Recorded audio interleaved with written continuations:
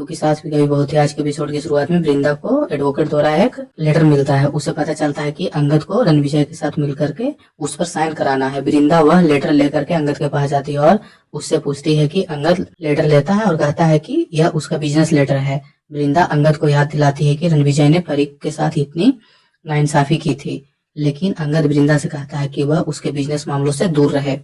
Ranvijay board meeting बुलाता है और ऋतिक उससे बहस करने लगता है। रणविजय ऋतिक से कहता है कि वह कंपनी को भारी नुकसान से बचाना चाहता है।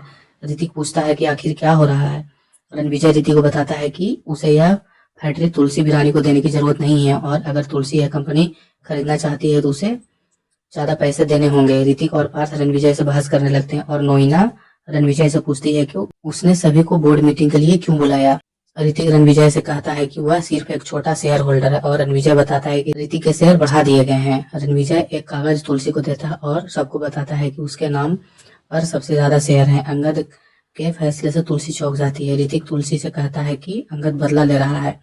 ऋतिक रणविजय से कहता है कि वह खेल खेल रहा है और अंगद का ब्रेन वॉश करने के लिए वही जिम्मेवार है।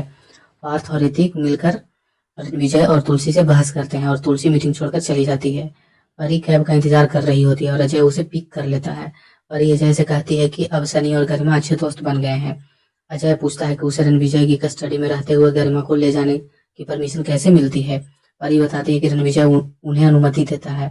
फिर अजय परी से कहता है कि गरिमा को उसके साथ ही रहना चाहिए। परी कहती है कि इस वजह से रणविजय को शांति निकेतन में रहने देते हैं और वह परी की कस्टडी वापस लेने की कोशिश कर रहा है। अजय परी से कहता है कि वह हमेशा यही रहेगा और वह कभी भी उससे मदद मांग सकती है।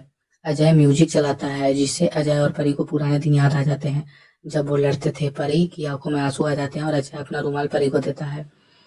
तुलसी अंगद को कॉल करती है लेकिन वह फोन नहीं उठाता। नोइना तुलसी से कहती है कि वह उसकी मदद कर सकती है। नोइना अंगद की गलतफहमियों को लेकर तुलसी को ताने मारती है और यह भी याद दिलाती है कि उसके बच्चे उसके खिलाफ हो गए हैं। नोइना तुलसी की परवरिश पर भी उंगली उठाती है। तुलसी नोइना से कहती है कि उनके विचारों से परे अकेले सब संभाल सकती है। तुलसी कहती है कि वह एक माँ है और नोइना यह नहीं समझेगी। नोइना कहती है कि उसे खुशी है कि वह माँ नहीं है। तुलसी नोइना से कहती है कि वह अपनी जिम्मेवारी जरूर निभाएगी। फिर तुलसी नोइना से कहती है कि वह अपने काम पर ध्यान दे और उसे जो करना है करने दे। वृंदा तुलसी से कहती है कि उसे उम्मीद नहीं थी कि अंगद रणविजय का साथ देगा और तुलसी खुद को दोष देने लगती है। वृंदा तुलसी से कहती है कि वह खुद को दोष न दे बल्कि असल में वह अंगद से नाराज है। तुलसी वृंदा से कहती है कि वह कुछ नहीं कहेगी और शांत रहेगी। वृंदा तुलसी से कहती है कि अंगद को उम्मीद था कि शांति निकेतन में उसे फिर से बुलाया जाएगा, लेकिन तलाक की बात सुनकर उसकी उम्मीदें टूट गई। तभी तुलसी को पता चलता है कि सलोनी ने उनकी बातचीत सुन ली है। तुलसी सलोनी से कहती है कि वह मिहिर के साथ नहीं रह रही है और सलोनी हैरान और शौक हो जाती है। तुलसी सलोनी को बताती है कि सूरत में जो कुछ हुआ है वह सिर्फ एक नाटक था। वह सलोनी को बताती है कि वह मिहिर के साथ नहीं रह रही है। देव सलोनी से कहता है कि वह बाबूजी और तुलसी से कुछ न कहे। तुलसी देव को बाहर जाने के लिए कहती है क्योंकि वह सलोनी से बात करना चाहता है। तुलसी सलोनी को बताती है कि वह 6 साल पहले अलग हो गए थे और शांति निकेतन को बचाने के लिए उन्होंने यह नाटक किया। सलोनी कहती है कि वो मजबूर थे और वह यह फैसला तुलसी पर छोड़ देती है। तुलसी सलोनी से कहती है कि अगर वह बाबूजी को बताना चाहती है तो बता सकती है। सलोनी बाबूजी से कुछ और दिन रहने की अनुमति मांगती है।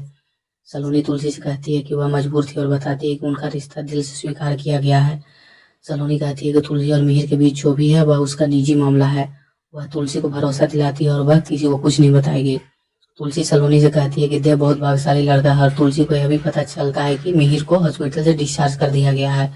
तुलसी शोभा से कहती है कि वह अपने पिता का ध्यान रखे और सलोनी खुश होती है कि वह अब काका का भी परवाह करती है। अंगद वृंदा पर चिल्लाने लगता है और तुलसी अंगद से कहती है कि अपनी पत्नी से बात करने का यह तरीका सही नहीं है। तुलसी कहती है कि अंगद ने जो भी किया वो गलत है और अंगद तुलसी से कहता है कि वह बस उसकी मदद कर रहा है। अंगद तुलसी से कहता है कि ऋतिक बिजनेस संभालने के लायक नहीं है और वह कंपनी बचाने के लिए जो कर रहा है वह सही नहीं है। अंगद तुलसी से कहता है कि ऋतिक किसी की परवाह नहीं करता और तुलसी से कहता है कि ऋतिक एक धोखेबाज है। तुलसी अंगद को थप्पड़ मार देती है और कहती है कि पहले वह अपने भाई को मारे फिर उसे। तो थैंक यू दोस्तों, बने रहिए मेरे साथ आगे के एपिसोड के लिए।